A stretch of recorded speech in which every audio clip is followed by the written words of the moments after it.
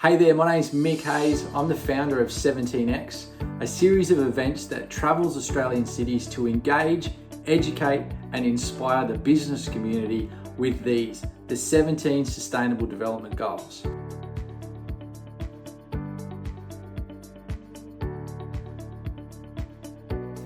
I believe that our business community is the best opportunity we have to reach the 2030 agenda, to create real outcomes for human-centered problems. We've created some challenges for ourselves, and this is the best action plan we have to create real sustainable impact and change for both our people and our planet. I've partnered with Elma to bring you a workshop to help you create culture and brand using the global goals as your guidance.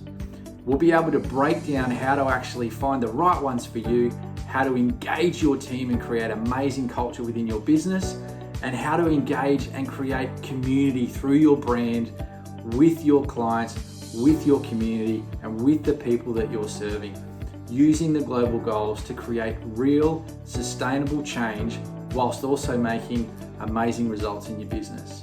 I believe that we can do both. We don't always have to be about making money, and we don't always have to be about giving it all away to save the planet.